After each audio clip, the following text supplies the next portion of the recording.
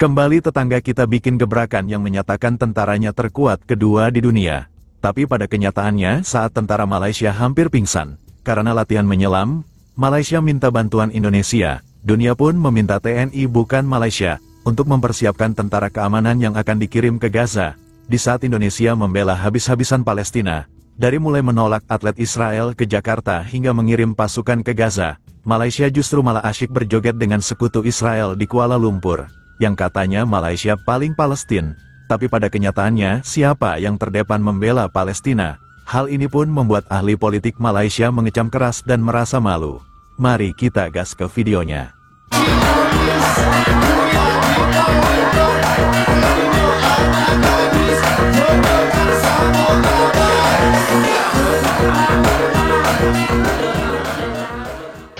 Bagi jauh Syed muncul dekat belakang enemy nanti.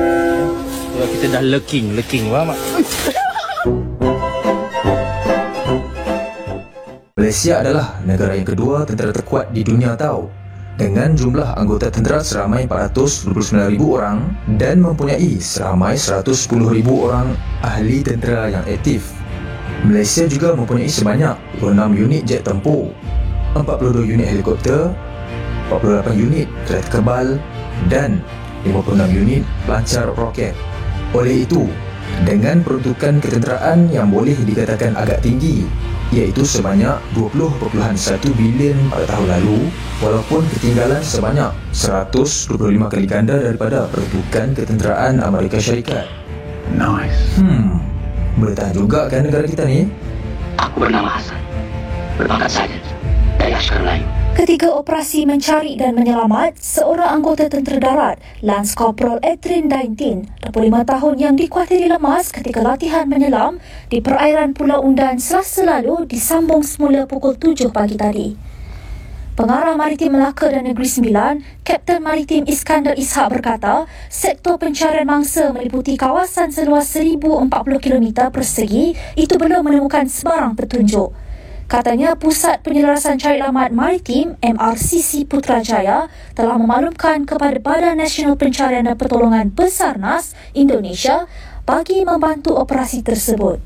Sebelum ini, polis tidak menolak sebarang kemungkinan untuk bekerjasama dengan pihak berkuasa negara jiran untuk operasi mencari dan menyelamat seorang anggota tentera darat yang dikuatiri lemas di perairan Pulau Undan.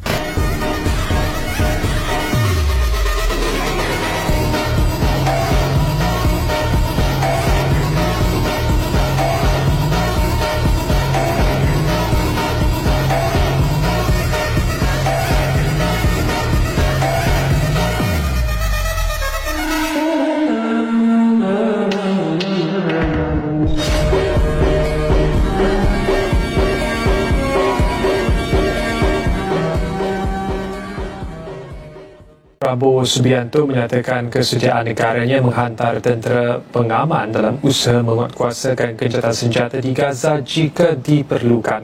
Pada dialog Shangri-La di Singapura, Indonesia bersedia menghantar lebih 20,000 anggota bagi menyokong usaha keamanan di Gaza dan zon konflik lain di seluruh dunia. Presiden Prabowo Subianto membuat kenyataan itu ketika menyampaikan ucapan sulungnya di Perhimpunan Agung Pertubuhan Bangsa-Bangsa Bersatu UNGA ke-80 di New York pada Selasa. Beliau menegaskan Jakarta bukan sahaja bersedia menghantar pasukan tentera, malah turut menawarkan sumbangan kewangan kepada misi keamanan PBB. Menurutnya, keselamatan dan keamanan global tidak boleh dipertahankan dengan kata-kata semata-mata. Sebaliknya perlu diterjemahkan melalui tindakan yang konkret. Prabowo turut memberi amaran bahawa dunia kini berdepan dengan era konflik, ketidakadilan dan ketidaktentuan yang semakin mendalam. Beliau menegaskan PBB perlu kekal sebagai tonggak keamanan dan keadilan sejagat justru perlu diperkukuhkan bagi menghadapi cabaran global termasuk peperangan, krisis kemanusiaan dan ketidaksamaan ekonomi. إندونيسيا تدافع عن قرارها بمنع لاعبي الجمباز الإسرائيليين من دخول أراضيها للمشاركة في بطولة العالم. وزير الرياضة الإندونيسي إريك توهير قال إن بلاده تدرك العواقب لكنها متمسكة بموقفها في إشارة إلى دعمها الثابت للفلسطينيين. القرار أثار غضب اللجنة الأولمبية الدولية التي علقت محادثات استضافة إندونيسيا لدورة أولمبية مستقبلية، ودعت الاتحادات أيضا إلى مراجعة إقامة بطولات في إندونيسيا. كما صرح مسؤول حكومي إندونيسي بأنه سيتم فرض أو رفض منح تأشيرات للرياضيين الإسرائيليين للمشاركة في بطولة العالم للجمباز والتي بدأت بالفعل في 19 من أكتوبر. Ternyatalah hari ini Dajjal dunia diagung-agungkan, disambut dengan penuh kebesaran seperti raja, siap ada tarian. Tetapi anak bangsa sendiri yang menolak kehadiran mereka yang menyokong genosida, mereka ini pula yang dilayan seperti penyayah. Mereka ini yang dinafikan hak mereka dalam perlembagaan untuk ditunaikan. Wahai kerajaan, engkau orang ni memang tak boleh pakai. Hari ini beliau sampai juga dekat negara kita ini. Tetapi yang menyakitkan hati tuan-tuan dan puan-puan sekalian, beliau disambut dengan penuh gilang gemilang, siap ada tarian lagi tuan-tuan dan puan-puan. Dan kita dapat lihat Donald Trump dan juga Perdana Menteri kita Anwar Ibrahim siap menari bersama-sama meraihkan kehadiran Trump dekat Malaysia.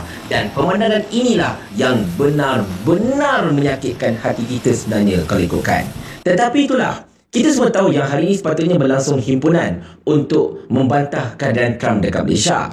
Tetapi macam mana kita tahu juga tuan-tuan dan sekalian, pihak polis memang kawal habis area KLCC dan kawasan sekitarnya, termasuklah Ampang-Pak, lokasi yang dijangka mahu berlaku himpunan itu pada pagi tadi.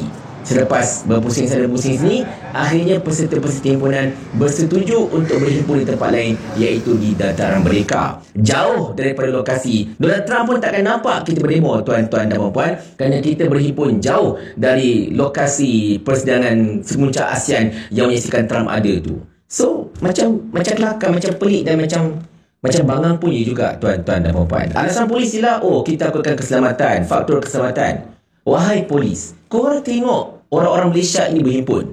Mereka ini ada tendensi ke untuk berhimpun dengan keganasan? Tak ada. Dah berapa banyak himpunan anti-Trump lah, anti-Amerika lah, whatever yang kita buat. Memang suasana tegang, memang kita marah, tetapi tak ada kecelakaan laku pun. Hari itu, dekat depan kedutaan pun, you all halang dekat bangunan Elks, kita stay dekat situ, kita tak rempuh tak apa. Patutnya bagi je lah himpun dekat depan papak tu. Kalau korang tak mampu untuk bagi tahu Trump yang kau tak dilalukan, dan biar rakyat cakap. Tapi masalah tu lah dia, kita faham polis pun marah juga. Dan mereka yang bagi arahan ini yang problem sebenarnya. Memang balaci yang sebesar-besarnya. Kerana Trump seorang, habis rakyat Malaysia dinafikan hak, habis rakyat Malaysia punya hak dalam perlembagaan ditidakkan dan sebagainya. Dan yang paling celaka sekali tuan-tuan dan sekalian, malam tadi, ketika ramai-ramai orang cuba untuk masuk ke pusat bandar Kuala Lumpur untuk menyatakan bantahan mereka terhadap keadaan Trump, mereka telah ditahan oleh pihak polis. 64 orang semuanya disumbatkan dekat Baitul Razak nak buat urin dan sebagainya. Padahal mereka ini bukannya merempit. Mereka ini masuk ke pusat bandar kerana mereka nak bantah keadaan Trump. Mereka nak berdemo untuk tak nak Trump datang ke Malaysia. Tetapi mereka dilayan seperti penjenayah, dilayan seperti merempit, siap ambil urin dan sebagainya. Dan of course benda itu berlaku malam tadi, lebih kurang pukul 10.30 macam tu lebih kurang kan. Dan bila benda itu berlaku, sudah tentulah program yang banyak membantu kes-kes rakyat ini, iaitu Rafiq Rashid Ali, telah bergegas pergi ke Balai Terazak untuk settlekan keadaan. Sampai di sini video hiburan dari tetangga kita Malaysia. Semoga Anda semua terhibur. Dan jangan lupa like dan subscribe channel ini, agar tidak ketinggalan info terbaru. Sampai jumpa di lain waktu. Wassalamualaikum warahmatullahi wabarakatuh.